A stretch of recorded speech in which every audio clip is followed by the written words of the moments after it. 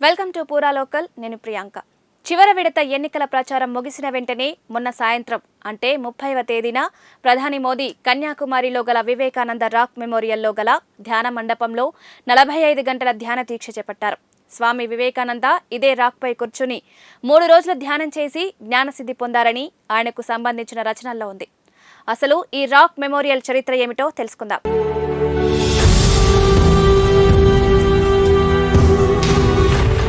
ఇది ప్రస్తుత తమిళనాడు రాష్ట్రంలో 3 సముద్రాలు అంటే బంగాళాఖాతం, హిందూ మహాసముద్రం మరియు అరేబియా సముద్రం కలిసే చోటు అయిన కన్యాకుమారిలో ప్రధాన భూభాగంకి 500 మీటర్ల దూరంలో సముద్రంలో ఉన్న 2 పెద్ద రాళ్లలో ఒకదానిపై స్వామి వివేకానంద జ్ఞాపకార్థం ఏర్పాటు చేయబడ్డ ఒక స్మారక చిహ్నం.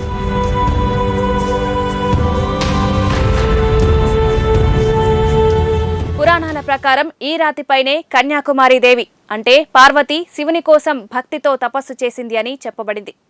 అందుకే ఈ ప్రాంతానికి కన్యాకుమారి అనే పేరు వచ్చింది అనేది స్థానిక కథనం.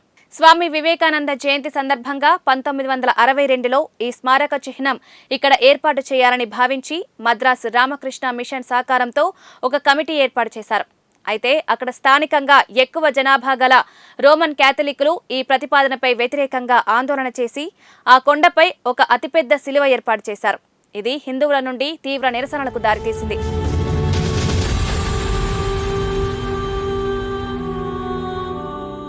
హిందువులు దీనిని వివేకానంద శిల అని, క్రైస్తవులు సెయింట్ జేవియర్ రాక్ అని పేర్కొనడంతో మద్రాసు ప్రభుత్వం ఆదేశించిన న్యాయ విచారణ ఆ శిల వివేకానంద శిలగా గుర్తింపు పొందిందని, అక్కడ శిలువ పెట్టడం అతిక్రమణ అని నిర్ద్వందంగా పేర్కొంది. దాంతో ఒక రాత్రి రహస్యంగా ఆ శిలువను తొలగించడంతో పరిస్థితి ఉద్రిక్తంగా మారడంతో ఆ కొండ ప్రాంతాన్ని ప్రభుత్వం నిషిద్ధ ప్రాంతంగా ప్రకటించి సెక్యూరిటీ గార్డులను ఏర్పాటు చేసింది.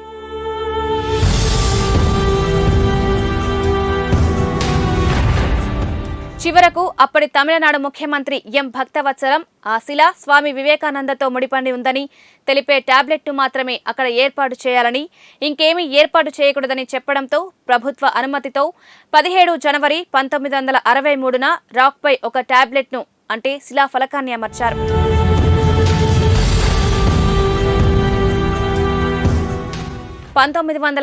లో పుట్టి 1982లో మరణించిన ఏకనాథ్ రామకృష్ణ రనాడే మహారాష్ట్రకు చెందిన ఆర్ఎస్ఎస్ కార్యకర్త.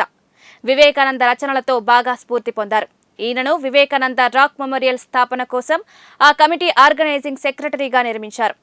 దీంతో రనాడే స్మారక నిర్మాణం మద్దతు కోసం పలువురు పెద్దవారిని కలవడం ప్రారంభించారు.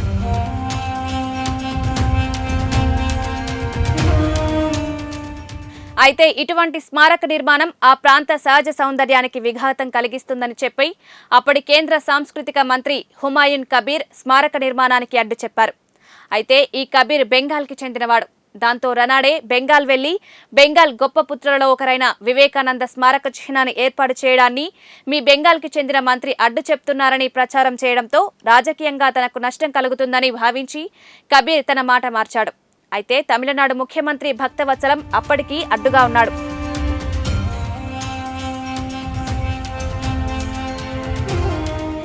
అందుకని కేంద్రం వైపు నుండి ఒత్తిడి పెంచే ఉద్దేశంతో రనాడే లాల్ బహదూర్ శాస్త్రి గారి సూచన మేరకు ఢిల్లీ వెళ్లి పార్లమెంటు సభ్యుల మద్దతు కూడగట్టడం ప్రారంభించి 323 ఎంపీల సంతకాలతో ప్రధానికి వినతిపత్రం ఇచ్చాడు. ఈ సంగతి తెలుసుకున్న ముఖ్యమంత్రి ఒక మెట్టు దిగి 15x15 సైజు కట్టడానికి మాత్రమే అనుమతి ఇచ్చాడు. అయితే ఈ ముఖ్యమంత్రి గారికి కంచి మఠం అంటే విపరీతమైన గౌరవం ఉండడంతో రనాడే కంచి మఠం పరమాచార్య గారి చేత పెద్ద కట్టడ నమూనా అనుమతింపజేయడంతో మరి ముఖ్యమంత్రి భక్తవత్సలానికి మరో దారి లేక ఈ పెద్ద కట్టడ నమూనాను అంగీకరించారు.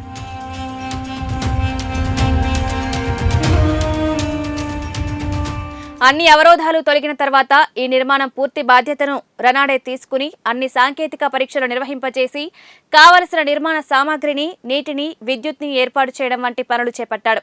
అయితే నిధుల కొరత తీవ్రంగా ఉండడంతో ఈశాన్య రాష్ట్రాల ప్రజలతో సహా దేశ ప్రజల దగ్గర నుండి విరాళాలు సేకరించి నిర్మాణం పూర్తి చేసి సెప్టెంబర్ 2, 1970లో జాతికి అంకితం చేశారు. ఈ మెమోరియల్ పశ్చిమ బెంగాల్ మరియు తమిళనాడు వాస్తుశిల్పం కలబోసినదిగా నిర్మించారు. దీనిలో వివేకానంద మండపం, శ్రీపాద మండపం అని నిర్మించారు. ఇది కాక కన్యాకుమారి అమ్మవారి పాదముద్ర ఉన్న ప్రాంతంలో పాదపరై మండపం కూడా ఉంది.